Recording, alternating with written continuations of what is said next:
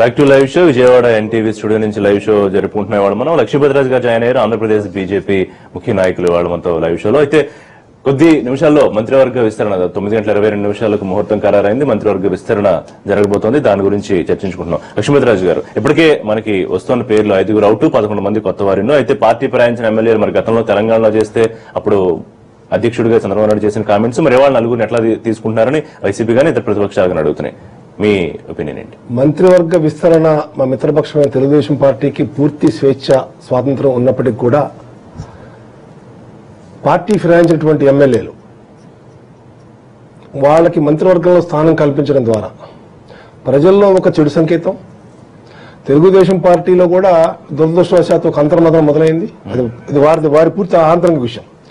మన పక్క తెలుగు రాష్ట్రం ఉన్నటువంటి తెలంగాణలో ఇదే తెలుగుదేశం పార్టీ ఇదే వాయిస్ ని ఆ రకంగా ఇది తప్పు, ఇది రాజ్యాంగ విరుద్ధము అని స్పష్టం చేసిన తర్వాత గౌరవ మిత్రపక్ష అధినేత దీంట్లో కొన్ని జాగ్రత్తలు తీసుకుని కొంత వేరే యాంగిల్లో కనుక ఆలోచన చేసుంటే అది బాగుండేది. ఇది ప్రజల్లో కూడా కార్యకర్తల్లో కూడా అనేక మంది తెలుగుదేశం పార్టీ ప్రముఖుల్లో కూడా ఇది చెడు సంకేతం వెళ్లి 2019 ఎన్నికల కేబినెట్ అని చెప్తున్నప్పటికి కూడా 2019 ఎన్నికల నాటికి కేబినెట్ అని గౌరవ ముఖ్యమంత్రి పేపర్ ద్వారా పత్రికల ద్వారా నేను చూశాను.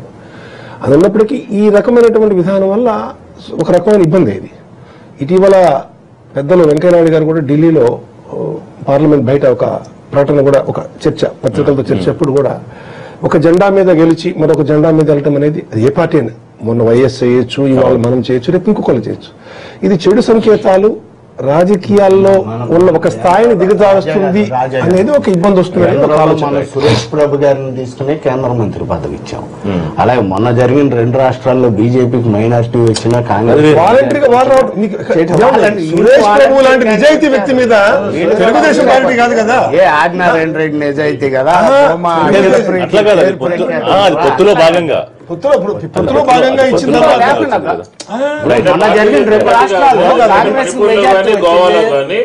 స్పష్టమైనటువంటి మెజార్టీ రాకుండా ఫిరాయింపులు ప్రోత్సహించి ఒక 2 ప్రభుత్వాలను ఏర్పాటు చేసింది.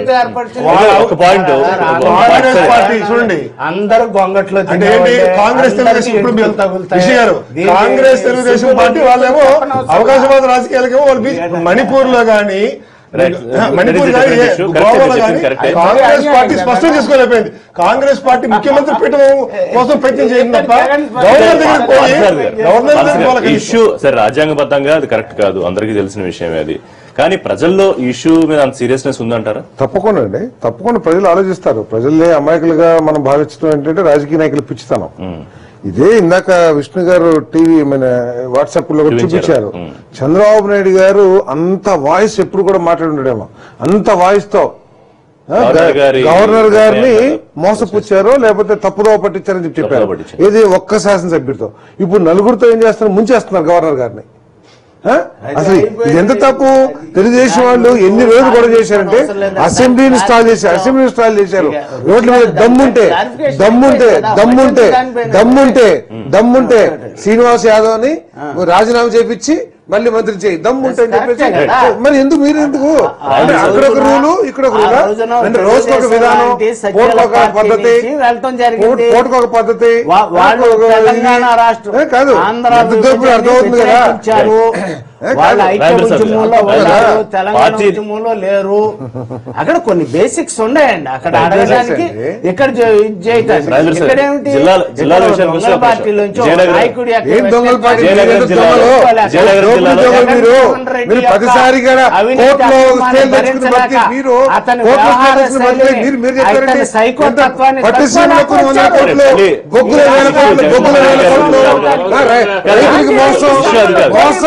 మోసం దగా దోపిడీకి బ్రాండ్ అంబాసిడర్స్ అండి వీళ్ళు. మోసం దగా దోపిడీకి బ్రాండ్ అంబాసిడర్స్ వీళ్ళు. రైతులు మోసం చేశారు, మహిళలు మోసం చేశారు. మీరు అందుకే స్టేలు తెచ్చుకున్నారండి. దమ్ముంటే ఓటు నోటికేసి హైదరాబాద్ పారిపోయించారు. మీరు హైదరాబాద్ నుంచి పారిపోయించారు. దొంగతనం చేసి పారిపోయించారు. సార్ ఒక్క నిమిషం పరాయి రాజేంద్ర సార్ గారు రాష్ట్రంలో రాజేంద్ర సార్ గారు. నాయకుడు ఉన్నట్టు ఉండమంటారా? దొంగల నుంచి పారిపోయించారు. మా రాష్ట్రంలో మా దొంగతనం నుంచి పారిపోయించారు. బాధ్యత గారు. హైదరాబాద్ కూడా 10 సంవత్సరాలు మాదే. 10 సంవత్సరాలు మాదే. గారు మా 10 సంవత్సరాలు. మా రాష్ట్రంలో మా రాష్ట్రంలో మన కూడా అట్లా 10 సంవత్సరాలు కంప్లీట్ గా వేరే ఇష్యూ తెలంగాణ మాట్లాడుతున్నాం మా రాష్ట్రంలో మా గడ్డ మీద నుంచి రాజేంద్ర సార్ గారు. మా రాజేంద్ర సార్ పరిపాలన మా నాయకులు చేస్తున్నారు. సీనియర్లు అవును, ఒక్క మీకు మా నిమిషం, నాయకులు ఒక్క అట్లా నిమిషం, మీరు ఒక్క నిమిషం, ఒక్క నిమిషం. పరాయి రాష్ట్రం వాళ్ళు మీరు. పార్టీ మొదటి నుంచి పార్టీని నమ్ముకుని ఉన్న సీనియర్లు, పార్టీని కష్టాల్లో ఉన్నప్పుడు గట్టెక్కించిన సీనియర్లు ఇవాళ అసంతృప్తం అన్నమాట వాస్తవం కదా. రెండోది, రామసుబ్బారెడ్డి తీవ్రంగా ఆదినారాయణ రెడ్డి మంత్రివర్గంలోకి తీసుకోవడం వ్యతిరేకించడం, అలాగే జిల్లాలో వ్యతిరేకించడం, సుజయ్ కృష్ణ కూడా వద్దని విజయనగరం కార్యకర్తలు వ్యతిరేకించడం, వీటన్నింటినీ కూడా బుల్డోస్ చేసుకుంటూ ముఖ్యమంత్రి నిర్ణయం ఎందుకు తీసుకున్నారు? చెప్తున్నాను కదండి, అక్కడ ఉన్నటువంటి ఈక్వేషన్ అంటే సొంత నాయకుల మీద కాన్ఫిడెన్స్ లేకపోవడమేనా? అటువంటిది ఏం లేదు. ఇప్పుడు ఋషి గారు, ఇప్పుడు శారద గారు ఉన్నారు వైఎస్ఆర్ పార్టీలో, రేపు విష్ణు గారు వెళ్తానంటే శారద గారి మీద నమ్మకం లేక విష్ణు గారిని తీసుకునేది. ఎంతమంది వస్తే పార్టీ అంత బలోపేతం అవుతుంది. ఒక గుర్తు మీద పార్టీ ఒక గెలిచి, బలోపేతం ఒక గుర్తు మీద అవుతుంది. గెలిచి వద్దు, అయిపోయింది. ఇక ఇది ఇతర వేరే ఇతర subject ఇది. పార్టీల వాళ్ళ నుంచి మన చేసుకోవడం ఇది అనేది అరిగిపోయిన రికార్డులు ఎందుకన్నా మీకు అలాగే ఉంటది. అదే వైఎస్ రాజశేఖర రెడ్డి సరే, రాజశేఖర రెడ్డి గారు ఇప్పుడు లేరు కదా, ఆ వైఎస్ విషయం రాజశేఖర రెడ్డి ఆ విషయం ఆపరేషన్ లేదు. ఆకర్షణ నేను అడిగిన ఆ క్షమాపణలు విషయం చెప్పి రైట్. ఎవరైనా ఈ ఆ విషయం విషయాలు లేదు. మాట్లాడండి. ఆ విషయం లేదు. ఒకటి సార్ ఇప్పుడు రాజేంద్ర పార్టీ ప్రసాద్ గారికి బలోపేతం 2-3 అవటానికి క్వశ్చన్లు ఒకటి ఉన్నాయి. రామ్ సుబ్బారెడ్డి గారికి ఆదినారాయణ రెడ్డి గారికి మొదటి నుంచి ఫ్రిక్షన్ ఉంది. ఫ్యామిలీ బ్యాక్గ్రౌండ్ చాలా అంటే ఆయన దశాబ్దాలుగా ఉంది. పార్టీ వదిలేయాలని కూడా ఆయన బాధపడ్డంలో- ఆయన అనుచరులు డిమాండ్ చేస్తున్నారు. అరే, నేను చెప్పేది అది. ఆయన బాధపడడంలో అర్థం ఉంది, కానీ పార్టీ అవసరాలు అభివృద్ధి దృష్ట్యా అక్కడ ఆదినారాయణ రెడ్డి గారి అవసరం ఉంది. అందుకనే సమన్యాయం అక్కడ ఆదినారాయణ రెడ్డి గారికి మంత్రి పదవి ఇస్తే రామ్ సుబ్బారెడ్డి గారికి ఎమ్మెల్సీ ఇవ్వటం జరుగుతుంది. అక్కడ సుజయ్ కృష్ణారావు విషయం వస్తే విజయనగరంలో ఇటు గజపతి రాజులు ఉన్నారు, అటు బొబ్బిల రాజులు కూడా వచ్చి కలిశారు అనుకోండి, విజయనగరం స్ట్రాంగ్ అవుతుంది. మన స్ట్రాంగ్ ఓల్డ్. ఈ రకంగా అన్ని రకాలుగా ఈక్వేషన్స్ వేసుకుంటూ పార్టీని బలోపేతం చేసుకుంటానికి, ఈ రాష్ట్ర అభివృద్ధి చాలా స్పీడ్ గా వేగవంతంగా ముందుకు తీసుకువెళ్ళటానికి, ఎందుకంటే ముందు అన్నింటికన్నా ముఖ్యంగా రాష్ట్ర ప్రజలకి న్యాయం. ఇప్పుడు బయటికి వెళ్ళిపోతున్న 5 మంత్రులు ఏ రకంగా అభివృద్ధికి అడ్డంకిగా ఉన్నారు? వాళ్ళు ఎందుకు అడ్డంకైనా అట్లా అనుకోకూడదు ఋషి గారు. వైఎస్ఆర్ నుంచి వచ్చిన అక్కడ వాళ్ళు ఉండేది వాళ్ళు అభివృద్ధి కోసం అందరికి అవకాశాలు ఉండాలి కదా. ఎప్పుడు ఇక శారద గారే ఎమ్మెల్యే మంత్రిగా ఉంటాం, కృష్ణా ఎందుకు జిల్లా శారద గారి మీద ఉంటాం, ఫోకస్ చేశారు? లేకపోతే విష్ణు గారే, లేకపోతే బీసీలు వేరే అని కాదు కదా. కృష్ణా జిల్లాలో బీసీలు అందరి ఉండకూడదు. జిల్లాలో రాష్ట్రంలో అందరికి అవకాశాలు రావాలి. Right. 3 ఏళ్లు పరిపాలన చేశారు. విష్ణు ఇప్పుడు రావెల్ కిషోర్ బాబు గారు ఐఆర్ఎస్ నుంచి అప్పటికప్పుడు హఠాత్తుగా వచ్చి ఆయన ఎమ్మెల్యే టికెట్ తీసుకుని గెలవంగానే ఆయన మీద వచ్చిన తీవ్ర వ్యతిరేకతనే వాళ్ళ మంత్రి పదవి పోగొట్టడానికి కారణం కాదు కదా. కిషోర్ గారి మీద వచ్చిన తీవ్ర వ్యతిరేకత 3 సంవత్సరాలు ఆయన మంత్రిగా చేయటం ఆయన చాలా హ్యాపీగా ఉండి ఉంటాడు. ఆయన థ్యాంక్స్ చెప్పి వచ్చి ఉండాలి. ఎందుకు చాలా అసంతృప్తిగా ఉన్నాడని, ఏదో అల్లర్లు చేయమన్నారు, వాళ్ళ వర్గం అల్లర్లు కూడా చేయమన్నారు వార్తలు కూడా వచ్చాయి. గారికి థ్యాంక్స్ చెప్పి రావాలి. మొట్టమొదటి ఒకటే అందరికీ అవకాశం. అదే నక్కా ఆనంద్ బాబు గారు 2 సార్లు 3 సార్లు గెలిచాడు ఆయన. మరి పార్టీకి ఆయనకి ఇవ్వకుండా రావెల్ గారికి ఇచ్చిన తర్వాత అసంతృప్తిలో ఆ రోజు రాజశేఖర రెడ్డి గారు ఉన్నప్పుడు వెళ్ళేసి ఆయన కండవాలేసి పార్టీలోకి ఎవరిని తీసుకోవాలా, అట్లాగే పార్టీ మారొచ్చిన ఎవరిని మంత్రి ఇవ్వాలా. దగ్గరికి వెళ్ళి చంద్రబాబు నాయుడు గారు గంటలు వేసి మర్చిపోయినాడు. ఆయన కనపడతలా. తర్వాత జగన్మోహన్ రెడ్డి గారు 20 మంది ఎమ్మెల్యేలు వస్తే రాజీనామా చేసి గెలిచి మళ్ళీ మా పార్టీలోకి రమ్మని చెప్పేసి అది మా పార్టీ హిస్టరీ. మీరు రాజశేఖర రెడ్డి గారు మేము కాంగ్రెస్ మా పార్టీ హిస్టరీ గురించి చెప్తున్నారు. మీరు కూడా ఇండిపెండెంట్ గా పోటీ చేసి గెలిచారు. కాదు, జగన్మోహన్ రెడ్డి హిస్టరీ అది. రాజశేఖర రెడ్డి గారు ఓవరాల్ గా చూసుకుంటే ఇటు బీసీలకు కానివ్వండి, లేకపోతే వెనుకబడిన వర్గాలకు కానివ్వండి, యువతకు కానివ్వండి, సీనియర్లకు కానివ్వండి, విధేయతకు కానివ్వండి, అన్నిటికీ పెద్దపేట వేస్తూ బ్రహ్మాండమైన క్యాబినెట్ అని చెప్తున్నారు. మీరు చెప్పినటువంటి అన్ని అంశాలకి తెర వెనుక ఉన్నటువంటి విషయాలు మనం చర్చించుకోవాల్సిన అవసరం ఉంది. ఒక ఇతర ప్రతిపక్షాన్ని వీక్ చేయడము, మహిళలు ఇద్దరు అవుట్ అయితే ఒకరిని ఇన్ చేసుకోవటము, మైనార్టీలు లేకుండా చేయటము, ఇట్లాగా ఆ పార్టీకి ఎప్పటి నుంచో ఉన్నటువంటి సీనియర్లు అందరినీ కూడా పక్కన పడేయటము, కొత్తగా తీసుకుని వాళ్ళందరికీ కూడా క్యాబినెట్ వేరే పార్టీ నుంచి తీసుకున్న వాళ్ళకి పెద్దపీట వేసి, అంటే అవతల ప్రతిపక్షాన్ని వీక్ చేద్దామని చెప్పాను తప్ప అనేక సంవత్సరాలుగా ఉన్నటువంటి వ్యక్తుల్ని గౌరవిద్దామని చెప్పాను. మహిళల గురించి ఉంది ఈ పార్టీ, తెలుగు మహిళల గురించి అని చెప్పి ఇద్దరిని అవుట్ చేసి ఒకరిని ఎందుకు తీసుకున్నారు, మైనార్టీలకు ఎందుకు మీరు క్యాబినెట్ లో చోటు కల్పించలేకపోయారు, ఇలాంటి ప్రశ్నలన్నిటికీ కూడా సమాధానం చెప్పాల్సిన అవసరం ఉంది. ఖచ్చితంగా మేము ఏం చెప్తా ఉంటే కాంగ్రెస్ పార్టీ ఈ కేబినెట్ మూలంగా ఒరిగేది ఏమీ లేదు. ఏదో చంద్రబాబు నాయుడు గారి ఆస్తి తప్ప జిల్లాల్లో ఉన్నటువంటి పరిస్థితి ఈ 5 కాదు, అసమర్థులు ఇంకా ఉన్నారు. ఈ కేబినెట్ లో అసమర్థ మంత్రులు చాలా మంది ఉన్నారు. తొలగించాల్సి వస్తే అనేక రకాలుగా రైతుల ఆత్మహత్య జరుగుతా ఉన్నాయి, దోపిడీ జరుగుతా ఉంది. లేకపోతే ఈరోజు చూడండి బొగ్గు దోపిడీ జరుగుతామని చెప్పిన అన్ని దోపిడీ జరుగుతున్నాయి. రాజధాని అయిపోయింది, పోలవరం అయిపోయింది. మంత్రులుగా ఉన్న కామినేని శ్రీనివాసరావు గాని మాణిక్యాలరావు గాని వీరెవరు మీరు రైజ్ చేసిన పాయింట్ రైజ్ చేయలేదు. కారణం వారు మంత్రులుగా ఉన్నారనా?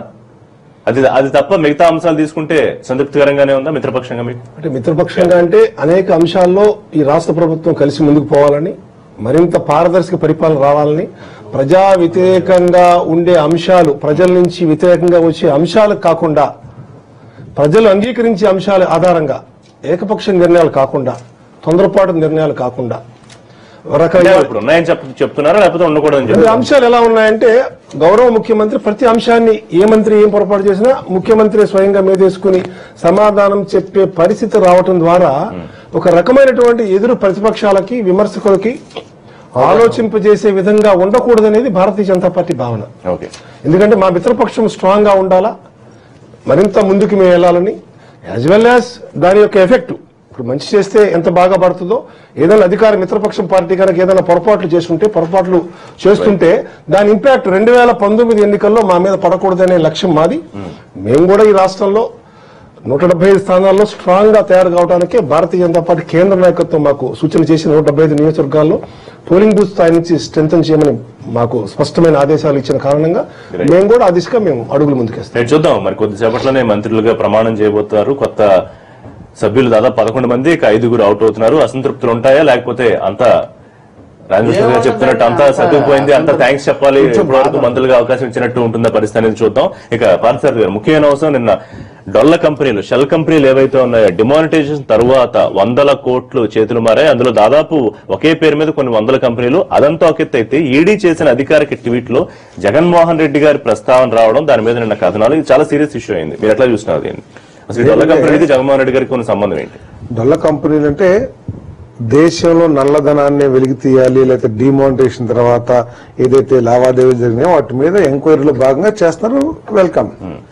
కానీ కొంతమంది మీడియా మిత్రులు కానివ్వండి, లేకపోతే ఎల్లో మీడియా ఏదైతే ఉందో, తెలుగుదేశం పార్టీ ఎప్పుడు కష్టకాలం వచ్చినా కూడా ఈడీ అధికారికంగా ఏం చేసింది, ఈ ఫలానా కంపెనీ అని చెప్పేసి ఏం చెప్పాలా, అన్నింటిలో భాగంగా జగన్ భుజ్బల్ కానివ్వండి, లేకపోతే వైఎస్ జగన్ కి సంబంధించిన కంపెనీ అని చెప్పింది. అంతేగాని ప్రస్తావించింది, దాంట్లో ఏం లేదు. ప్రస్తావన ఇప్పుడేంటి, గత 5 సంవత్సరాల నుంచి కూడా ప్రస్తావిస్తానుంది. ఈడీ కేసులు కూడా మేము ఎదుర్కొన్నాం, దాంట్లో ఎదుర్కొంటున్నాం. జరిగిన లావాదేవీల గురించి ఎక్కడ చెప్పాలా, అది చాలా తప్పు. డిమానిటేషన్ తర్వాత వైఎస్ కంపెనీ ఇన్వాల్వ్ అయింది అని చెప్పేసి ఎక్కడ ఈడీ చెప్పలా. మీరు పేపర్లు కొన్ని రాశారు, ఏంటి ఆఖరికి జరిపిన షెల్ కంపెనీలో Jagan Bhujbal, YS Jaganmohan Reddy, Yadav Singh, AGS Infotech, Rajeshwar export సంబంధించి మనీ లాండరింగ్ కేసులో ప్రమేయం ఉన్న సంస్థలు ఉన్నాయి. మాకు జగన్ గారికి సంబంధించిన కేసులు ఆల్రెడీ ఉన్నాయి, దాని కాదు. కానీ తెలుగుదేశం పార్టీ ఎప్పుడు క్రైసిస్ వచ్చినా రక్షిస్తానికి తాపత్రయపడే ఎల్లో మీడియా గురించి చూడండి, విషయం కక్కుతారు.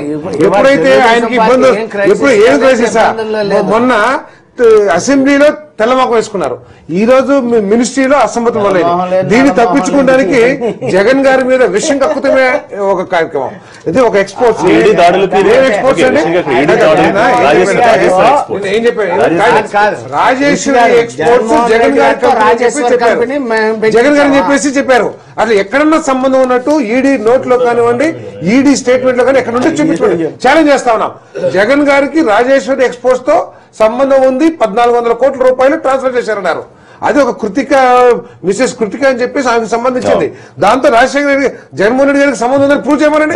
కేవలం జగన్మోహన్ రెడ్డి గారి మీద బుర్ర జల్లటానికి విషయం కక్కుతుంది. ఎక్కడైనా సరే ప్రభుత్వం చేస్తున్న తప్పుదాన్ని, ప్రభుత్వం చేస్తున్న తప్పిదాన్ని బయటపెట్టాలి. మీడియా కంపెనీలు ఈ విధంగా జగన్మోహన్ రెడ్డి గారి మీద విషయం చల్లుతానికి కొన్ని మీడియా కంపెనీలు పనిచేస్తుంది. అర్థమైంది. చాలా తప్పని చెప్పి పనిచేస్తుంది. అర్థమైంది. ఎక్కడ కూడా జగన్మోహన్ రెడ్డి గారి కంపెనీలు డిమానిటైజేషన్ తర్వాత ఉన్నాయని కానీ అర్థమైంది. రాజేశ్వరి ఏదైతే 1400 కోట్లు ట్రాన్స్ఫర్ చేశారో మీకు అసలు అర్థం బుద్ధి ఎప్పుడు మందగించి 1400 కోట్లు ఏదైతే ట్రాన్స్ఫర్ చేశారో దానికి ఎట్టి సంబంధం లేదనేది మాత్రం చాలా స్పష్టం.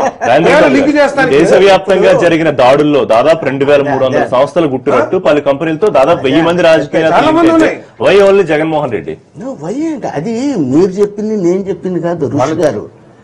అక్కడ రాజేశ్వర్ ఎక్స్పోర్ట్స్ కంపెనీ అనేది సూట్ కేస్ కంపెనీ 1400 కోట్లు లావాదేవీలు జరిగినాయి. అది వైఎస్ జగన్మోహన్ రెడ్డి గారి కంపెనీ వాళ్ళ రాజేశ్వరి ఎక్స్పోర్ట్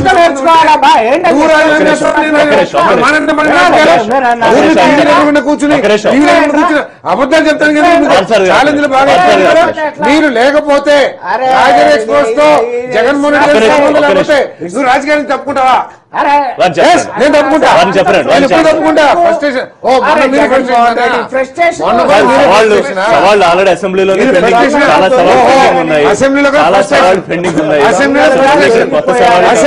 ఫ్రస్ట్రేషన్ దొంగతనం చేస్తూ దొంగలకి ఎటువంటి భయం ఉంటుందో ఎటువంటి ఫ్రస్ట్రేషన్ ఉంటుందో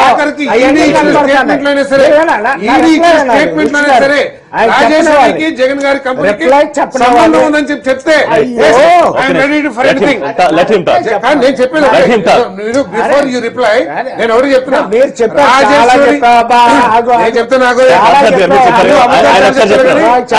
జగన్ గారికి జగన్ గారి కంపెనీకి రాజేశ్వరి ఎవరైతే 1400 కోట్లు ట్రాన్స్ఫర్ చేశారో ఆ కంపెనీకి జగన్మోహన్ రెడ్డి గారికి సంబంధం ఉందని ప్రూవ్ చేస్తే నేను రెడీ.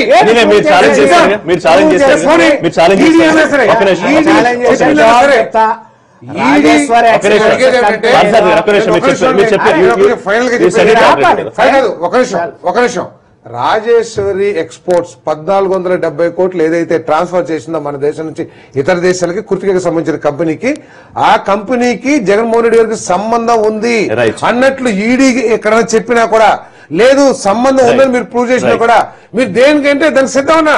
నేను రాజకీయాల నుంచి కూడా మానుకుంటే సిద్ధంగా ఉన్నాను. సిద్ధంగా ఉన్నావా? ఆ ఛాలెంజ్ ఏదో యాక్సెప్ట్ అసలు ఆల్రెడీ ఛాలెంజ్ ఆయన ఛాలెంజ్ ఎలా చేస్తున్నాడు దాంట్లో దొంగతనం చేస్తూ దొంగ దొరికాడండి రెడ్ హ్యాండెడ్ గా. నేను దొంగతనం చేశానని నిరూపించు.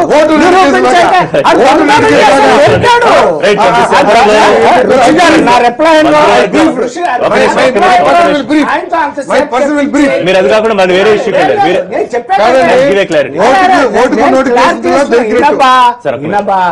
నేను క్లారిటీ ఇస్తున్నా. ఆయన ప్రశ్న వేసినప్పుడు జవాబు చెప్పండి. నిరూపించు అన్నారు. ఇప్పుడు దొంగ రెడీ హ్యాండెడ్ గా 1,00,000 రూపాయలు తీసుకుంటూ దొరికాడు, 1,00,000 కోట్లు తీసుకుంటూ 1,00,000 కోట్లు ఇప్పటికైనా సరే సిబిఐ నీతి నిజాయితీ ఉంటే 1,00,000 కోట్లు ప్రూవ్ చేయండి. 1,00,000 కోట్ల సగమైనా సరే నిమిషాలకి మంత్రివర్గ విస్తరణ జరగబోతోంది. ఒక నిమిషం బాధ్యత 25% సరే నీకు దమ్ము నీతి నిజాయితీ ఉంటే 1,00,000 కోట్లు 25% ప్రూవ్ చేయండి. 1,000 కోట్లు కూడా మీరు చేయలేకపోయారు. మీరు అంతా దొంగలు మాట్లాడి ఓటుకి నోటు కేసు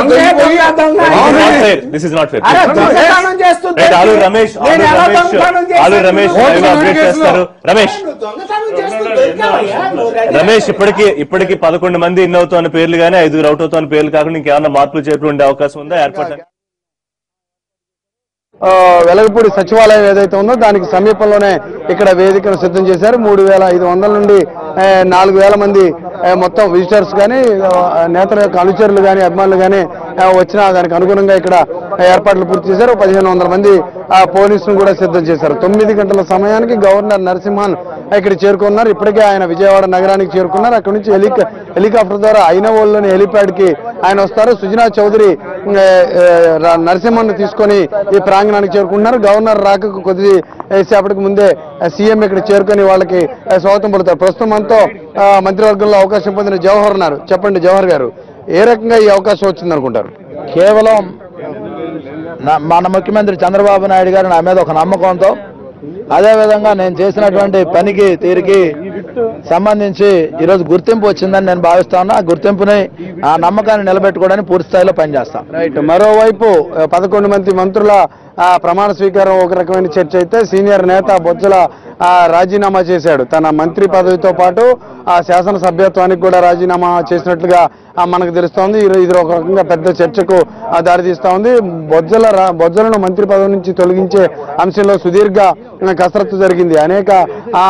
సుదీర్ఘ కసరత్తు తర్వాత అనేక సార్లు మంతనాల తర్వాతే సీఎం ఆయన దగ్గర రాజీనామా తీసుకున్నారు. అయితే ఈ యొక్క పరిణామంతో తీవ్ర మనస్తాపం చెందిన బొజ్జల రాజీనామా చేసినట్టుగా తెలుస్తోంది. శాసనసభ్యత్వానికి కూడా రాజీనామా చేసి తాను కొనసాగే ప్రసక్తి లేదు అని ఆయన తేల్చి చెప్పినట్లుగా మనకి తాజా సమాచారాన్ని బట్టి తెలుస్తోంది. దీనికి సంబంధించినటువంటి సంప్రదింపుల ప్రక్రియ కూడా ఇప్పటికే ప్రారంభమైంది. కొంతమంది ముఖ్య నేతలను బొజ్జల దగ్గరకు పంపేందుకు పార్టీ అధిష్టానం కూడా సిద్ధమైంది. అయితే బొజ్జల ఎప్పుడు మెత్తబడతారు, ఎంత మేరకు మెత్తబడతారు అనేది మాత్రం కొంత సందిగ్ధంగానే ఉంది. మొత్తంగా చూసుకుంటే కడప జిల్లా నేతలు పెద్ద ఇష్యూగా ఉన్నప్పటికీ కడప జిల్లా నేతలందరినీ కూడా ఒక తాటిపైకి తీసుకురాగలిగారు. ఆదినారాయణ రెడ్డికి మంత్రి పదవి ఇచ్చే విషయంలో రామ సుబ్బారెడ్డితో పాటు కడప జిల్లా నేతలందరినీ కూడా ముఖ్యమంత్రి ఒప్పించగలిగారు. పల్లె రఘునాథ్ రెడ్డి పదవి తీసిన తర్వాత అతనికి చీఫ్ విప్ గా బాధ్యతలు ఇవ్వడం ద్వారా ఆయన కూడా కొంత శాంతపరిచారు. తాజాగా బొజ్జల రాజీనామా చేశారు. ఈయనకి ఏ రకంగా ఇతన్ని మెప్పిస్తారు, ఏ రకంగా ఇతన్ని రాజీనామా ఉపసంహరించుకునేందుకు ఒప్పిస్తారనేది మాత్రం కొంత తేలాల్సి ఉంది. ఇప్పటికే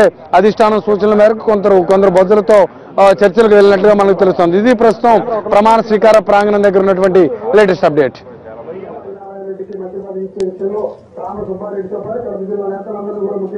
రైట్.